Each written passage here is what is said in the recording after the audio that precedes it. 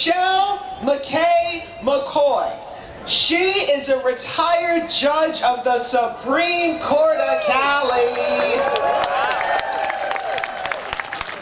County of the Santa Clara, and a former prosecutor. Boy, oh boy, I would have loved to see Michelle working as a prosecutor for the Contra Costa County of the Santa Clara County District Attorney's Office. Come on, let's make some noise for Michelle McKay McCoy.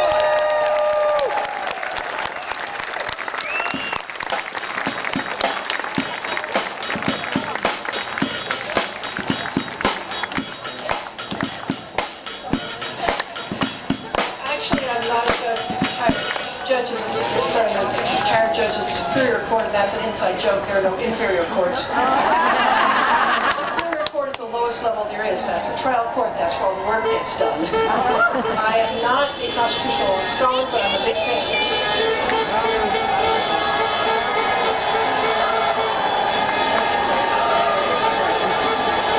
This is the contract between the government and the government. Oh, sorry. Closer. Okay. And I buy these in bulk online. That's where my pension goes. One of my projects to keep me off the streets in retirement is to give talks about the Constitution. Any group, I'll go anywhere. I'm just here to push the product.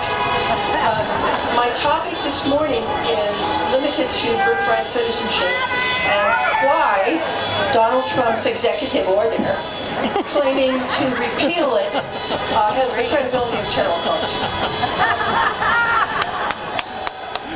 The first sentence of the 14th Amendment says, all persons born or naturalized in the United States are citizens thereof, and of the states in which they reside. This has been interpreted by the courts to mean a place with American jurisdiction, not necessarily one of the states. I was born in one of the states, Nebraska. I happened to be born in Nebraska. My husband happened to be born in California. We both have birthright citizenship. The late, great John McCain was born in the Panama Canal Zone when it was administered by the United States. He had birthright citizenship. I have a friend who was born to a military family on the American military base, hosted by a foreign country in the middle of the Pacific. She has birthright citizenship. I brought a picture of this guy. He was born in California to migrant farm workers. He has birthright citizenship. He's wearing a spacesuit because he's an astronaut. An actual astronaut. It's not a costume that you put on for a photo op trying to look like a man. This article about him appeared in our Sunday paper a few months ago. He's retired now. There is a way to modify the contract.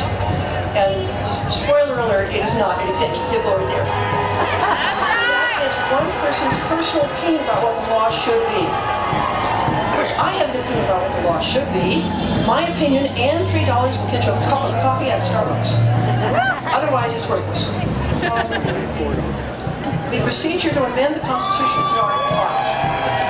The amendment, whatever it is, has to pass by 2/3 of the House and 2/3 of the Senate, and then it goes to the states for ratification. 3/4 of however many states we happen to have at the time have to ratify, have to say, yes, this is a good idea. It's not by popular vote. Your voters don't get a say in it. It's by a simple majority vote in the legislatures of the various states. If that amendment is ratified, it becomes part of the Constitution. Nothing can rescind it, modify it, change a comma, nothing. It's part of the Constitution, and the only way it can be rescinded or modified is by another constitutional amendment. That's once with prohibition. Now, none of you are old enough to remember that. But first we thought it was a dandy idea to ban the sale of alcoholic beverages, and we lived that for a few years. And what we got out of that was Al Capone, drive-by shooting, gang wars, organized crime. Know what we had in mind. So a few years later, we passed another amendment, repealing the Prohibition Amendment. But other than that, it's never happened. And as... Sorry? Louder. Oh, I'm sorry. Can't hear you! Sorry, louder.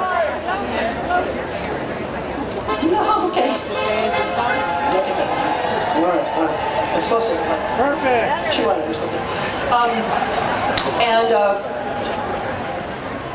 The states, when Donald Trump signed his executive order, he was just acting out his fantasy life of being a dictator. Constitutionally, no.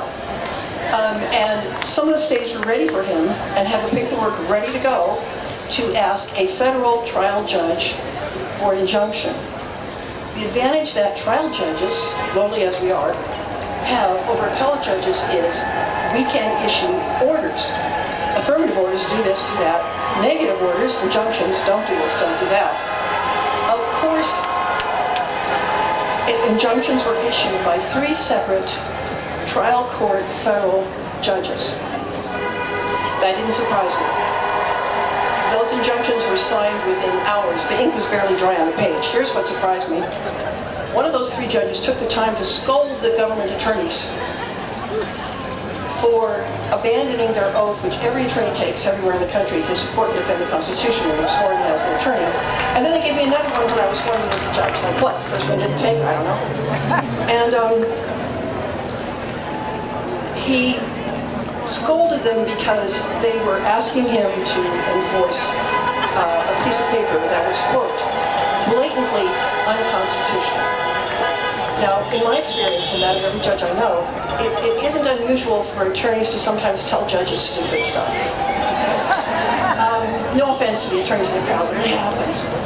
And usually they want the judge to, to do something for which they have no legal authority whatsoever, and they just want you to wave your magic wand, and then magic happens, and they get what they want. The law doesn't enter in, but no. When a judge does that, that tells me 2 things. The fact that he scolded the attorneys is, 1, he was seriously perturbed. I'm cleaning up my language here. And second, he was throwing down a gauntlet to the appellate court. I dare you to reverse me. This is so obviously a waste of everybody's time and taxpayers' money. There's really, why am I here? I know I get paid to be here, but I have other stuff that I'd rather do. That needs to get done, rather than you telling me, why Donald Trump is now the emperor of the North.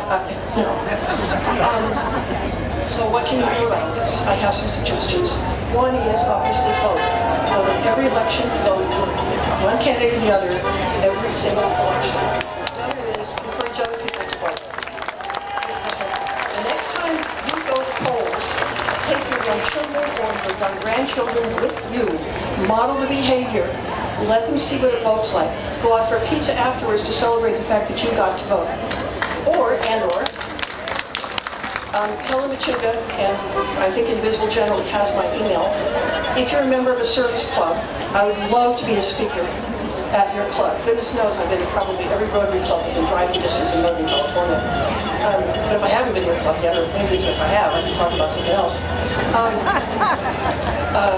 Give my email to your speakers bureau, and I would love to come talk to your club. I am very anxious to educate people about the Constitution.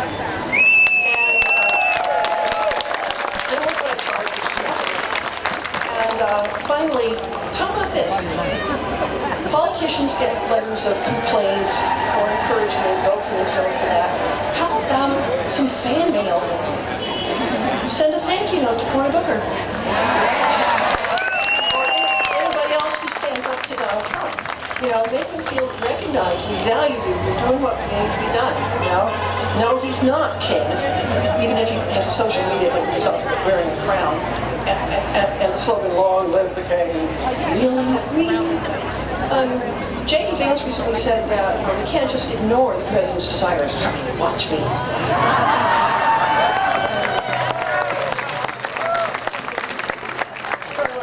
I only have 5 minutes. Please invite me to Swapping's Kiwanis Alwar Book Club. And towards this side.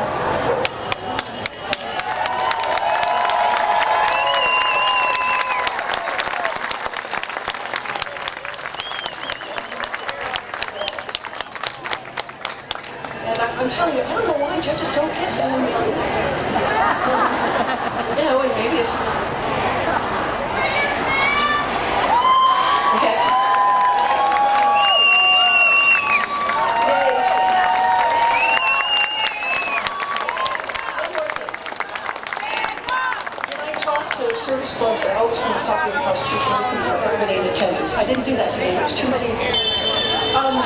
But, in that way, we can just follow along while I try to explain the highlights and occasionally lowlights of the Constitution. Thank you very much. your time. Give it